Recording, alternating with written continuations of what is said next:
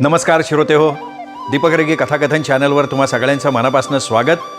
मित्रांनो, तुम्ही ऐकताय प्रभाकर बागुल यांची बापू बिरू वाटेगावकर ही कादंबरी, आणि आज ह्या कादंबरीचा भाग 10. पण तत्पूर्वी तुम्ही जर अजूनपर्यंत चॅनल सबस्क्राईब केलं नसेल, तुमच्याकडनं चुकून चॅनल सबस्क्राईब करायचं राहून गेलं असेल तर प्लीज आत्ता चॅनल सबस्क्राईब करा आणि लगेच कथा ऐकायला सुरुवात करा. बापू बिरू वाटेगावकर भाग 10. बापू फरार झाला, पण तो पोलिसांच्या हाती काही लागत नव्हता. पोलिसांना चकवा देऊन तो सहज निष्ठून जात असे. हात चोळत बसण्यापलीकडे पोलीस काहीही करू शकत नसत. पोलिसांना पूर्ण जाणीव होती की आपल्या पोलीस खात्यातले काही पोलीस त्याला अप्रत्यक्षपणे मदत करतात, पण पुराव्याअभावी पोलीस खातं काही करू शकत नव्हतं. विधानसभा सभागृहात मंत्रिमंडळ बैठकीत विरोधी पक्षाचे आमदार सातारा जिल्ह्यातल्या बापू बिरू वाटेगावकर प्रकरणावर तावातावानं बोलत, शासनावर तुटून पडत, वाटेल तसा आरोप करत. एका खुनी अपराध्याला पोलीस ताब्यात घेऊ शकत नाहीत. तो माथे फिरू माणूस हाती लागत नाही पोलिसांच्या. तो माणूस हाती हत्यार घेऊन कायद्याचं उल्लंघन करतोय. त्यांनी रक्तरंजित संघर्ष चालू केला आहे. तो लोकांचे बळी घेतोय. सत्ताधारी पक्षाची पोलीस खात्यावर म्हणावी तशी जरब राहिली नाही. हे असं चालत राहिलं तर राज्यात बंडाळी माजेल, समाजात शांतता राहणार नाही. गृह खातं झोपलंय का? गृह खात्यावर असे ताशेरे ओढले जात असताना गृह खातं खडबडून जागं झालं. गृह खात्यानं पोलीस अधीक्षक सातारा मुख्य पोलीस कार्यालयाला सणसणीत फतवा रवाना केला. त्या फतव्यामुळे सातारा पोलीस कार्यालयात खळबळ निर्माण झाली. पोलीस अधीक्षक सातारा कार्यालयाचे वंदनराव माने साहेब खूप तत्पर, कार्यक्षम पोलीस अधिकारी होते. त्यांनी लगेच पावलं उचलली. बापू बिरू वाटेगावकर याच्या विरोधात मोहीम काढताना त्यांच्या डोळ्यासमोर नाव चमकलं ते DYSP बाळासाहेब कदमांचं. बाळासाहेब कदम खूप कार्यक्षम आणि शिस्तप्रिय अधिकारी. यापूर्वी निघालेल्या मोहिमांवर त्यांनी खूप उत्तम काम केलं होतं. गुन्हेगारांना पकडून गजाआड केलं होतं. DYSP बाळासाहेब कदमांना पोलीस अधीक्षक मानेसाहेबांनी आपल्या ऑफिसमध्ये बोलवून घेतलं. त्यांना खुर्चीत विराजमान व्हायला लावून ते म्हणाले, बाळासाहेब, गृह खात्याचा तातडीचा फतवा निघाल्यामुळे बापू बिरू त्याच्यावर मोहीम काढणं आपल्याला आवश्यक आहे. मंत्रिमंडळाच्या बैठकीत विरोधी पक्ष नेत्यानं गृह खात्यावर खूप ताशेरे ओढलेले दिसत आहेत. त्यामुळे गृहमंत्र्यांनी फतवा काढलेला दिसतोय. आपण लोकांनी प्रयत्नांची शिकस्त केली, बापूला ताब्यात घ्यायचा आटोकाट प्रयत्न केला, पण आपल्याला यश आलेलं नाही. आणि याचं महत्त्वाचं कारण म्हणजे बापूचं अन्याय अत्याचाराच्या विरोधातलं कार्य लोकांना आकर्षित करणार आहे. लोकसखा अशी त्याची समाजात प्रतिमा निर्माण झाली आहे. आणि लोकांची त्याला मदत असल्यामुळे तो अनेक वेळा पोलिसांच्या कचाट्यातनं निसटून गेला आहे. 14-15 वर्ष झाली तो फरार आहे. तो हाती लागत नाही म्हणून पोलीस खात्याला दोष दिला जातो, हे आपल्या खात्याला लांछनास्पद आहे. त्यामुळे बापू बिरूवरच्या मोहिमेची सूत्र मी तुमच्या हाती देतोय. आपण एक कार्यक्षम अधिकारी आहात म्हणून मी आपली निवड केली आहे. मी आपला आभारी आहे साहेब. या मोहिमेवर आपण माझी निवड केली, त्यामुळे मला माझाच अभिमान वाटतोय. मी बापू बिरूला ताब्यात घ्यायचा आटोकाट प्रयत्न करीन. माझ्या कामात कुठलीही कसर ठेवणार नाही. यश देणं न देणं शेवटी परमेश्वराच्या हातात आहे. येतो सर. एक कडक सॅल्यूट ठोकून DYSP बाळासाहेब कदम ऑफिसातनं बाहेर पडले. बापू बिरूवर पोलीस खात्याची नवीन मोहीम दुसऱ्या दिवशी निघणार होती, पण ती खबर रात्रीतनं हस्तकांकरवी बापूंपर्यंत येऊन पोचली. बापू सावध झाला. त्यांनी आपल्या दोघा साथीदारांना अज्ञात स्थळी निघून जायला सांगितलं. ते लगेच निघूनही गेले. बापूही पहाटे उठला किसनराव डावखरेंच्या मळ्याकडे निघून गेला. दुसऱ्या दिवशी बाळासाहेब कदमांनी मोठा पोलीस फोर्स सोबत घेतला. जुने खेड नवे खेडचं बाभूळवानाचं रान गाठलं. बापूचा सगळीकडे शोध घेतला, पण बापू हाती लागला नाही. 50 हत्यारधारी पोलिसांचा जागता पहारा त्यांनी त्या भागात ठेवला. त्या भागात पोलिसांचा राबता पहारा बघून मळेवाले शेतकरी, शेतमजूर काहीसे चक्रावले होते. पोलीस खातं बापूच्या पाठीशी हात घासून लागल्याचं बघून ते सगळे लोक जरा गंभीर झाले. आपला पहारा कडक आवळताना बाळासाहेब कदमांनी आणखीन एक गोष्ट केली होती. बापूच्या घराभोवती हत्यारधारी 10 पोलिसांचा जागता पहारा ठेवला. मळ्यात सुद्धा 5 हत्यारधारी पोलीस नेमून दिले.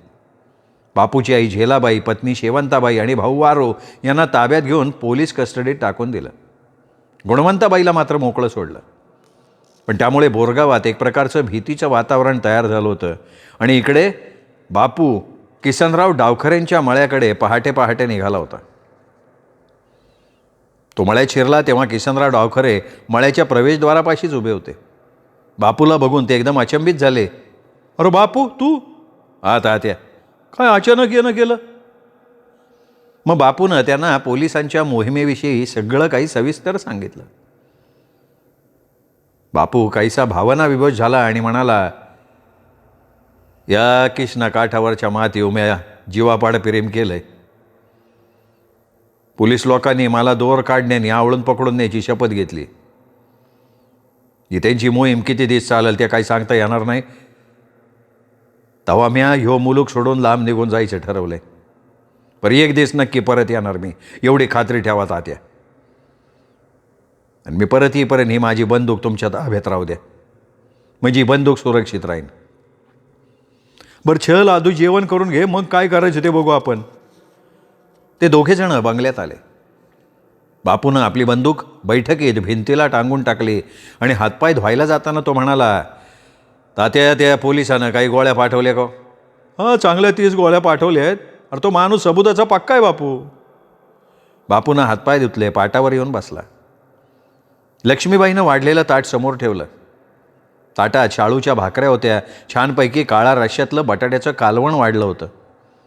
एका मोठ्या तबकडीत घट्ट दही वाढलं होतं. साजूक तूप टाकलं होतं. वरून चिमूटभर साखर सोडली होती. हिरव्या मिरच्यांचा झणझणीत खरडा वाढला होता. बापूनं जेवणाच्या ताटावर पाणी फिरवलं, हात जोडून नमस्कार केला, खायला सुरुवात केली. तो खात होता, लक्ष्मीबाई वाढत होती.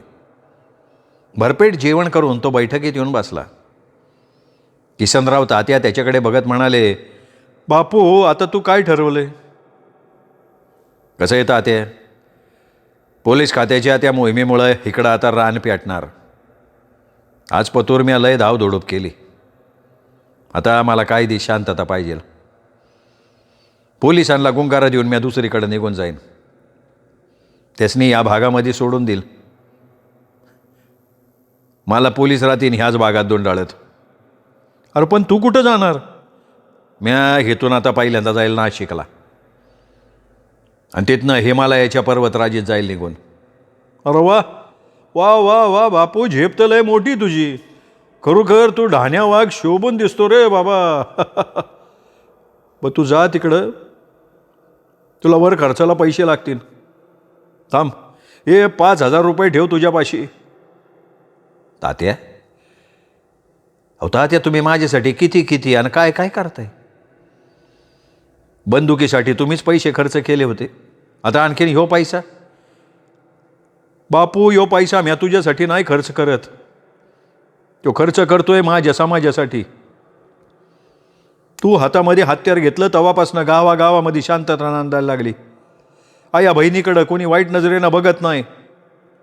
त्या समाजासाठी तू जगावा म्हणून करतोय मी हे. अरे तू जगला तर आया बहिणींच्या पवित्र शीलाचं रक्षण होणार आहे. तू वाचला पाहिजे बापू, पैसे ठेवून दे. बापूने ते पैसे आपल्या पैरणीच्या खिशात ठेवले आणि म्हणाला, ये बंदूक सांभाळा तात्या, या परत आलो नका, मला हिची गरज भासन.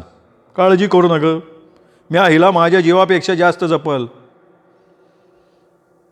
दोघांचे पाय शिवून हातात दंडुका घेऊन बापू बंगल्याच्या बाहेर पडला. त्यावेळी उन्हं बरीच खाली उतरली होती. बापू दोन्ही बाजूकडचे मळे मागे टाकत रस्त्यावर आला. तो खूप मोठ्या रहदारीचा राष्ट्रीय मार्ग होता. त्या मार्गावरनं कोल्हापूरकडे वाहनं जायची. कोल्हापूरहून, पुण्यावरून इतर मोठमोठ्या शहरांकडे वाहनं जायची. त्यामुळे तो रस्ता रात्रंदिवस गजबजलेला असायचा. बापू त्या रस्त्याच्या एका कडेला येऊन उभा राहिला. खांद्यावर घोंगडी होती. हातात जाड असा त्याचा प्रिय दंडुका होता. डोईवर पिवळा पटका होता. त्याची दाढी नेहमीप्रमाणे वाढली होती, पण दाढीत आता काहीसे चंदेरी केस चमकायला लागले होते. त्यांनी जवळजवळ आता 40शी पार केली होती. पण रग जशीच्या तशी होती. त्याच्या डोळ्यातनं करारीपणा सारखा झिरपत होता. तो 15-20 मिनटं त्या ठिकाणी उभा होता. 2-3 मालट्रक कोल्हापूरकडे गेले होते. तोच त्याला पुण्याकडे जाणारा मालट्रक दिसला. त्यांनी आपला हात उंचावून तो ट्रक थांबवण्याचा इशारा केला. ड्रायव्हरनं त्याच्या जवळ येऊन आपला ट्रक थांबवला आणि ड्रायव्हरनं प्रसन्न मुद्रेनं त्याला विचारलं, अरे तू बापू बिरू आहे ना? नाही हो, नाही. बापू गोंधळला. आपल्याला ड्रायव्हरनं ओळखलं म्हणून बापू काहीसा चमकला. मालट्रकमधनं बाहेर ड्रायव्हर म्हणाला, नाही नाही, मला खात्री आहे तू नक्की बापू बिरू आहे. अरे पुसेगावच्या कुस्तीच्या फडामध्ये मी कुस्ती बघितली होती ना तुझी. काय ना, मी कुस्ती केली ती, पानाला चुना लागू दिला नव्हता. तेव्हापासनं आपण तुला लय मानतो. आणि आता तर काय, आता हातात हत्यार घेऊन तो गाव गुंडांचा कर्दन काळ झाला आहे.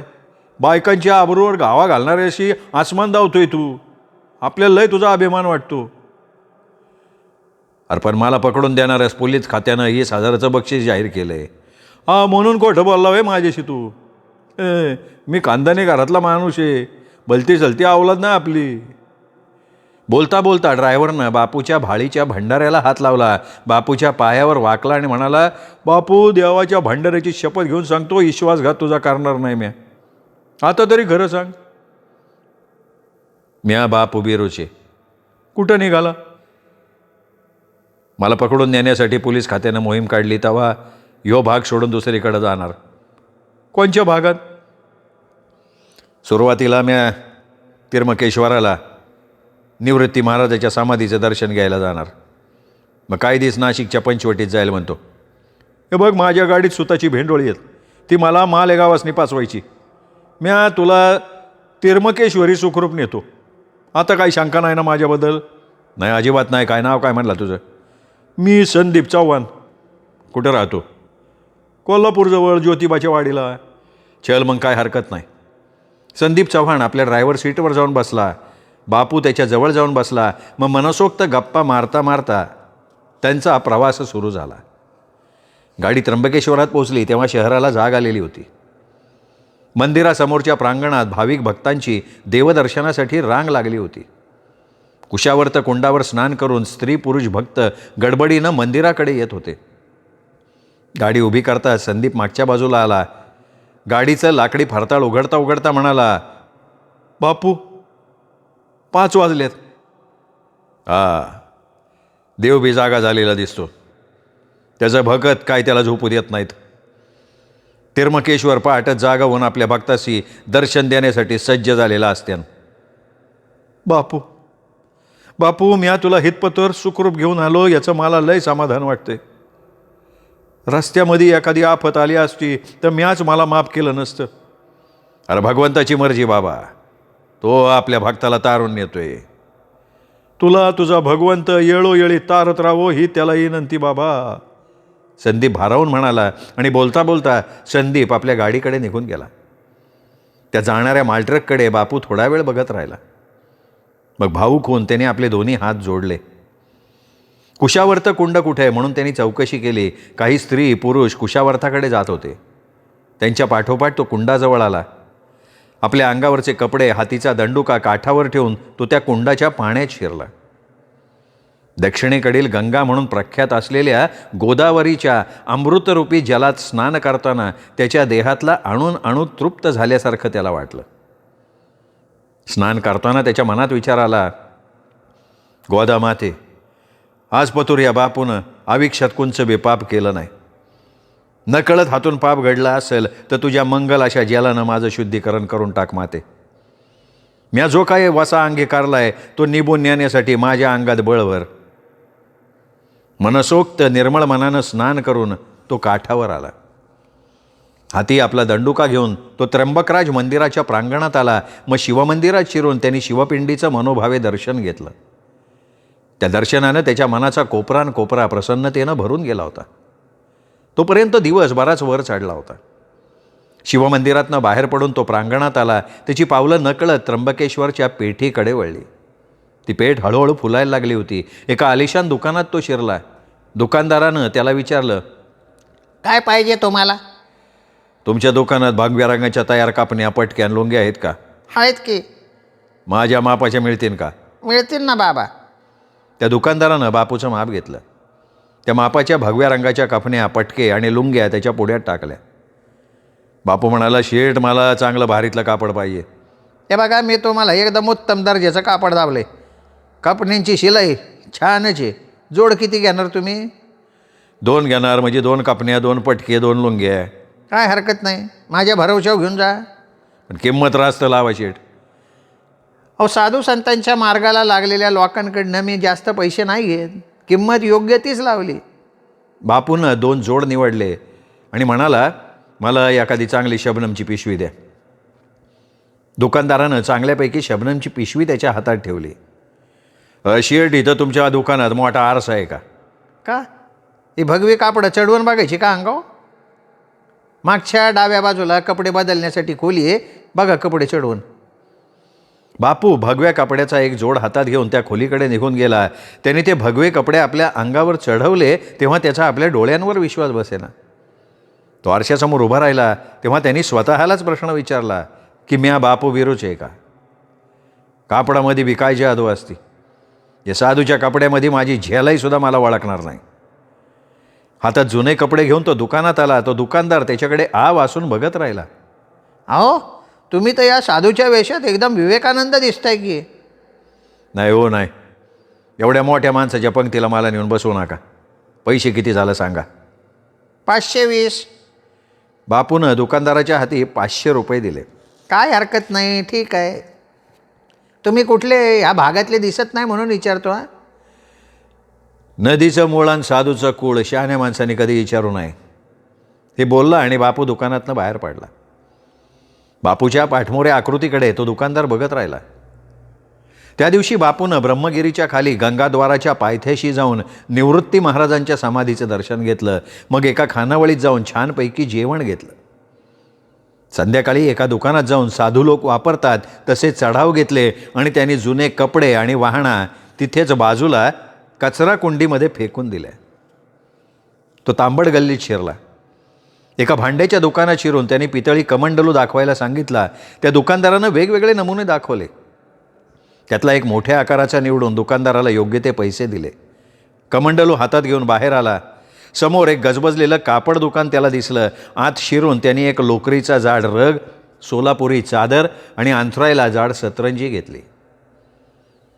बर्फाळ प्रदेशात खूप थंडी पडते म्हणून थंडीपासून बचाव करण्यासाठी त्यांनी या वस्तू घेतल्या होत्या. दुकानातल्या नोकराला त्या कपड्याची गोलाकार वळकटी करायला लावली. नायलॉनची दोरी मागवून दोन्ही बाजूनं बांधायला लावली. आता तिचा आकार मृदुंगासारखा झाला. ती वळकटी त्यांनी आपल्या पाठीला टांगली. आता तो काहीसा सुखावला होता. आत्तापर्यंत त्यांनी 2,000 रुपये खर्च केले होते. अजून त्याच्याकडे 3,000 रुपये शिल्लक होते. थेट वाराणसीपर्यंत पैशांची अडचण येणार नाही याची त्याला खात्री होती. त्या सगळ्या आवश्यक वस्तू घेऊन तो काळाराम मंदिरात आला. संध्याकाळ होत आल्यानं सायंकाळच्या प्रार्थनेची वेळ झाली होती. स्त्री पुरुषांची तोबा गर्दी उसळली होती. टाळ, मृदुंग, झांजा यांच्या तालावर श्री रामचंद्र प्रभूंची आरती सुरू झाली. मंगलमय वातावरण तयार झालं. भक्तगण बेभान झालेले होते. सगळ्या शेवटी ज्ञानेश्वर महाराजांचं पसायदान झालं. तिथे सकाळ सायंकाळच्या वेळी शेवटी ज्ञानेश्वर महाराजांचं पसायदान होत असे. त्यामुळे वातावरण भारावून जात असे. भक्तजनांची ब्रह्मानंदी टाळी लागत असे. पहिल्याच दिवशी सायंकाळच्या प्रार्थनेच्या वेळी त्या पसायदानानं बापूच्या मनावर फार मोठा असर केला. आरतीचं तबक फिरल्यानंतर लाह्या बत्ताशाचा प्रसाद वाटण्यात आला. बापू आता काहीसा निश्चिंत झाला होता आणि त्या दिवसापासनं त्याचा दिनक्रम निश्चित झालेला होता. बापू पहाटे 5 वाजता उठून गोदावरी तटावर जायचा. मग खळाळणाऱ्या नदीपात्रात शिरून स्नान करायचा. स्नान आटोपून तो काळाराम मंदिरात आला की सकाळच्या आरतीची तयारी झालेली असायची. तालासुरात आरती सुरू व्हायची. पसायदान झालं की आरतीचं तबक भक्तगणातनं फिरायचं. प्रसादाचा वाटप झाल्यानंतर तो कार्यक्रम आटपायचा. त्यानंतर बापू पंचवटीकडे निघून जायचा. त्याचं सगळं साहित्य तिथेच पडून असायचं, पण त्याला कुणीही हात लावायचा नाही. काळाराम मंदिराचा पुजारी दीक्षित बाबांचं आवारात बारीक लक्ष असायचं.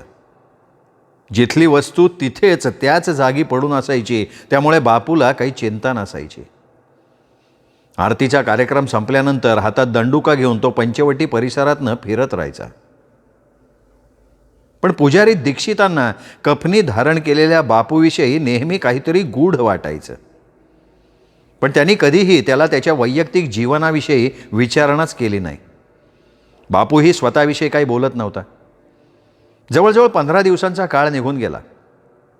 रामनवमीचा उत्सव 4 दिवसांवर आला होता. सायंकाळची आरती झाली होती. पुजारी दीक्षित देवाच्या खोलीत बसून श्रीराम, सीतामाई आणि भ्राता लक्ष्मणाच्या रेशमी वस्त्रांच्या घड्या घालून व्यवस्थित मांडणी करत होते. देवांच्या अंगावर चढवले जाणारे अलंकार घासून पुसून स्वच्छ करत होते. तोच दाराशी त्यांना बापू दिसला. ते काहीसं स्मित करत म्हणाले, या या महाराज या. नाही हो महाराज म्हणण्यापेक्षा तुम्ही मला आपलं बापू म्हणा. बरं ठीक आहे बापू.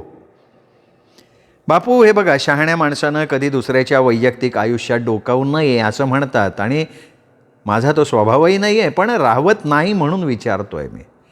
विचारा की, विचारा बाबा. काही लोक बालपणापासून साधूच्या मार्गाकडे आकर्षित झालेले दिसतात, कारण त्यांना या जगाचं नियंत्रण करणाऱ्या विधात्याविषयी आकर्षण असतं, म्हणून ते त्याच्या जवळ जायचा प्रयत्न करतात. पण काही लोक मात्र आयुष्याच्या मध्यावर या मार्गाकडे आकर्षित होतात. कदाचित नैराश्यापोटी त्यांनी साधूच्या मार्गाचा अवलंब केलेला असू शकतो. तुमचा अंदाज बरोबर आहे बाबा. म्हणजे खरं सांगू का बाबा, मी अन्याय अत्याचाराच्या विरोधात हातात हत्यार घेतलं होतं बाबा. बायकांकडं वांगाळ नजरेनं बघणाऱ्या गुंडांना आसमान दाखवलं होतं मी. पोलीस माझ्या पाठीशी हात घासून लागले म्हणून मी साधूचं यशांतर करून या भागात वावरतोय, पोलिसांना टाळतोय. मला सांगा, माझं काय चुकतंय का? अजिबात नाही बापू. आपला समाज शांततेत जगला पाहिजे आणि त्यासाठी गुंड प्रवृत्तीच्या लोकांना आळा घातला पाहिजे. मी विचार करतोय का त्या भागात माझ्या विरोधात पोलिसांनी जे रान पेटवले ते तसंच पेटत राहू द्यावं. म्या मातूर हिमालयाच्या कठीण पर्वतराजीत निघून जायचा विचार आहे. कसं जावं ते माझ्या ध्यानात येईना. पण आधी मला हे सांग बापू की तुला नेमकं कुठे जायचं आहे? मला तर हरिद्वारला जावं असं वाटते. तिथं काही दिवस घालवले. म्या गंगासागर, काशीला जायचा विचार करेल. वैष्णवदेवीला पण जाईल. अरे नाशिकहून हरिद्वारला जाणं फार कठीण नाही आहे. मी तुला मदत करेन. अरे तुम्ही तर मला मग साक्षात देवच भेटला की. बापू समाधानी होऊन म्हणाला. दुसऱ्या दिवशी सकाळी आरती झाली. बापूनं पहाटे उठून रामकुंडात स्नान केलं होतं. इकडची तिकडची कामं आटपेपर्यंत 10 वाजले होते. मग दोघं मिळून महात्मा गांधी रोडच्या चौधरी यात्रा कंपनीच्या ऑफिसमध्ये आले. व्यवस्थापकानं हसत हसत त्यांचं स्वागत केलं. ते खुर्चीत स्थानापन्न झाले. दीक्षित बाबा म्हणाले, व्यवस्थापक साहेब, हरिद्वारला तुमची यात्रा कंपनीची गाडी कधी निघते? काय आमच्या यात्रा कंपनीच्या गाड्या सतत जात असतात. तुम्हाला केव्हा निघायचं आहे? आम्हाला लवकरात लवकर. हे बघा पुजारीजी, रामनवमी झाल्यानंतर दुसऱ्या दिवशी सकाळी 10 वाजता आमच्या 2 गाड्या हरिद्वारला निघणार. त्या गाड्यांचं बुकिंग संपलेलं आहे. माझ्या माहितीप्रमाणे 1-2 जागा शिल्लक असतील फक्त. बरं, कोण जाणार हरिद्वारला तुमचं? हे आमचे महाराज आहेत ना. हे ठीक आहे ना, एका गाडीत व्यवस्था करतो मी. भाडं किती लागेल हरिद्वारला? 2500 रुपये. त्या 2 वेळचं जेवण, नाश्ता, चहापाणी सगळं. असं आहे का? बापू काय करायचं? नाही, करून टाकू ना बुकिंग बाबा. बापूनं कफनीच्या खिशातनं पैसे काढले. खिडकी जवळची सीट मिळेल ना? 25 नंबरची सीट. दीक्षित पुजाऱ्यानं पावती घेतली. ती जागा निश्चित करून टाकली. चौधरी यात्रा कंपनीच्या गाड्या ज्या मैदानावरनं नेहमी सुटायच्या त्या मैदानात बापू रिक्षानं आला. बहुतेक प्रवासी जमले होते. ज्यांना विलंब झाला तेही घाई गर्दीनं जमत होते. शेजारच्याच इमारतीत प्रत्येकाला गरम गरम नाश्ता दिला जात होता. एकाच वेळी दोन्ही गाड्या सुटणार असल्यामुळे त्या दोन्हीही गाड्या मैदानात उभ्या होत्या. यात्रेकरूंच्या जड सामानाच्या बॅग्स वरती गाडीच्या छतावर चढवल्या जात होत्या. रिक्षावाला बापूला तिथे सोडून आपल्या मार्गाने निघून गेला. बापूनं आपलं किरकोळ साहित्य बाजूच्या लोखंडी जाळीत ठेवलं होतं. मग हातात आपला दंडुका पेलवत तो नाश्त्यासाठी शेजारच्या इमारतीत गेला. 10 वाजता सुटणाऱ्या गाड्या काही प्रवाशांच्या हलगर्जीपणामुळे 11 वाजता सुटल्या. शिरपूर मार्गे गाड्या मध्य प्रदेशात घुसल्या आणि मग आपला मार्ग आक्रमतच राहिल्या. श्रोते हो, हा 10वा भाग इथेच संपला. 11वा भाग उद्या. तोपर्यंत नमस्कार मित्र हो.